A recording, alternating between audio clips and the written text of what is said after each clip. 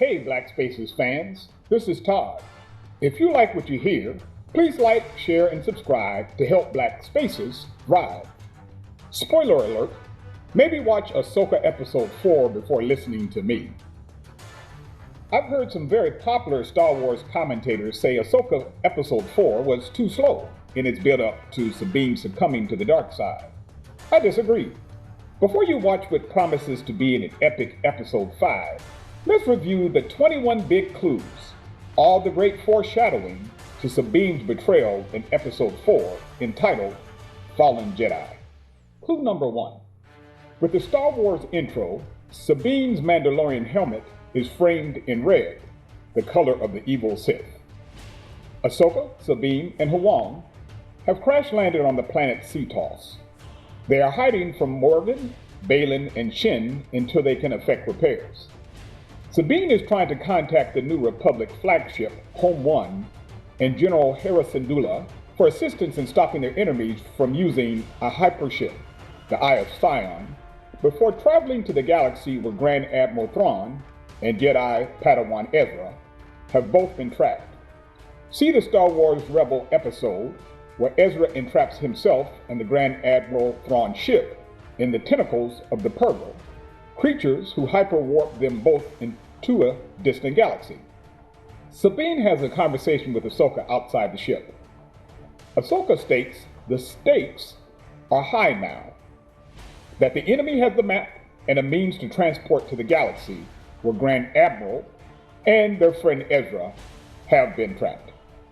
Ahsoka states that if they can't follow the enemy into the galaxy, then no one should, directly inferring that the map must be destroyed.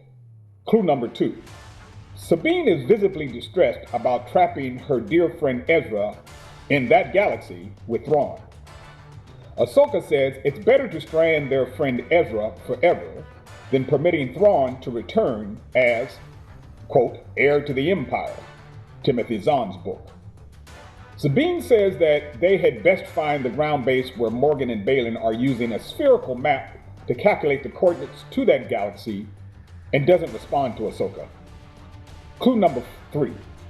As Sabine is walking up the gangplank, Ahsoka, force senses compel her to ask, Sabine, can I count on you? This is the first time in this episode where Ahsoka asks this question. Sabine's reply appears to be slightly hurt. You know you can. Meanwhile, it is obvious that our heroes are being watched. Eventually, Morgan and Baylan send Shin, Merrick, and their henchmen to fight our heroes and slow them down from attacking their base camp, the Hinge, before they can unlock the map. Next, we are back on Ahsoka's ship for the second scene where Ahsoka questions Sabine. Sabine has put on her Mando armor and is searching for something she can't find that is right in front of her. Ahsoka hands it to her and tells her, relax.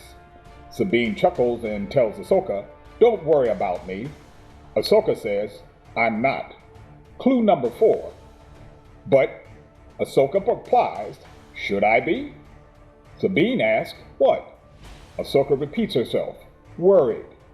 Sabine glibly states, nope, and straps in her blaster. Clue number 5. Ahsoka sits down and says, I know how much Ezra means to you. It's obvious these words have an effect upon Sabine. Ahsoka says, sometimes we have to do what's right regardless of our personal feelings. Clue number 6. Sabine looks down. You really believe that? She softly asks Ahsoka. Ahsoka's response is, when the stakes are this high, I have to. Clue number 7. Sabine slightly bows her head with a look on her face, as though she knows there's something she's not revealing. Next, there is a disturbance outside, and our heroes are drawn into the fight with Morgan and Baylan's combat droids and the henchmen. They easily defeat them. Ahsoka decides she and Sabine can't wait for Hera and the cavalry to arrive, but must go and find Baylan and Morgan to stop their plan right away. Clue number 8. Before they go, however, the wise Huang gives them one last piece of advice. Stay together. You always did better that way, in my opinion. Of course, this is telling because they don't stay together. While Hera and the Phoenix Squadron are on their way in an illegal mission to assist Ahsoka and Sabine to stop Morgan and Baylan, Morgan uses Force witchcraft to activate the map so they can begin the jump calculations to the galaxy containing Grand Admiral Thrawn and Ezra. Ahsoka and Sabine encounter Shin and Merrick in the Force. Ahsoka combats Merrick and Sabine fights Shin. Ahsoka deftly defeats Merrick with a single saber blow after he does a spinning lightsaber routine. Out of the gash, Ahsoka sliced into Merrick's chest comes green mist dust, though he was conjured to life by Morgan's Force witchcraft. Clue number 9.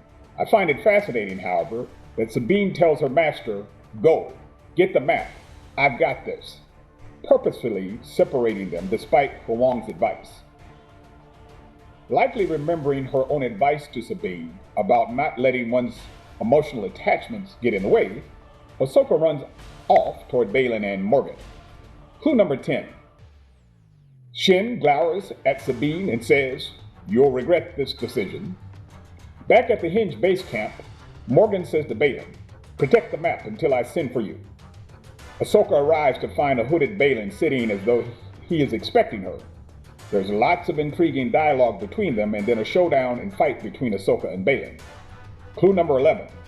Baylan states that Ahsoka abandoned Anakin and he turned to the dark side as Lord Vader. This is foreshadowing how Ahsoka abandoned Sabine, and Sabine too will return to the dark side. Clue number 12. Back in the forest, in the course of Sabine's fight with Shin, her Mandalorian helmet, a helmet that represents a code of honor, is knocked from her head. Among some fanatical Mandalorians, showing one's face means one is no longer Mandalorian, thus no longer honorable.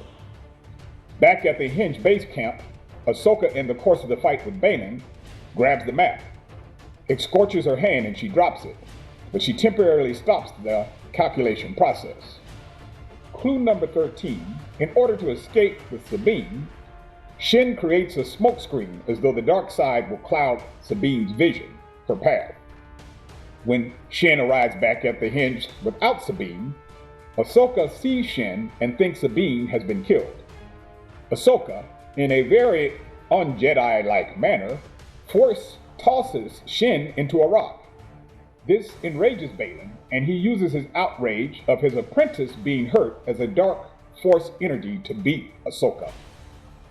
Sabine arrives with a blaster in hand and threatens to destroy the map unless Baylan spares her master, Ahsoka. Clue number 14. Baylan disregards Sabine as though he knows Sabine is too weak with emotional attachments to resist his temptation. Sabine gasps in horror when Ahsoka plunges over the cliff from Baylan's final blows. Sabine tries to shoot Baylan with her blaster, but he's too powerful. Clue number 15. From this point forward, Sabine weakly threatens to destroy the map, but clearly is reluctant to do so, while Baylan spins his dark force web of words. Clue number 16. Baylan says tauntingly, "You should do as your master says. Destroy it. She should have done it, but you're not like her, are you?" Clue number 17. Sabine, more than you know. This is true because both Ahsoka and Sabine abandoned their masters. Clue number 18. Baylan appears to draw upon the Force as he closes his eyes to read Sabine's mind or emotions. I know you feel that Ezra Bridger is the only family you have left. Your family died on Mandalore because your master didn't trust you, just like Anakin Skywalker was not fully trusted by the Jedi Council and Obi-Wan, and he lost his mother on Tatooine. Baylan tells her that they have a common goal to make this journey. Baylan to retrieve Thrawn for the quote-unquote greater good, and Sabine to see her friend Ezra Bridger. Clue number 19. Baylan spins his web like a Darkside user.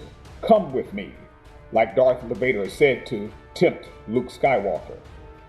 Baylan tells Sabine she won't be hurt. Clue number 20. We see that at each turn, Sabine lowers her blasters, so clearly Baylan is having an effect. Clue number 21. Baylan's final words that draws in Sabine. You will be united with your friend. It's the only way. Do it for Ezra. Eventually, Sabine succumbs and hands Balin the map. Balin stops and awakens Shin from hurting Sabine. Balin destroys the map, just as Ahsoka might have done, though it is of course now imprinted on Ahsoka's hand, and the three of them travel to Morgan's ship, Sabine now as prisoner. Hera and the Phoenix Squadron arrive and try to block Morgan's Eye of Sion. But not dissuaded at all, Morgan commands the ship to make the hyper jump. The ship jumps with the squadron, passing through the center of its engines, tearing the squadron apart.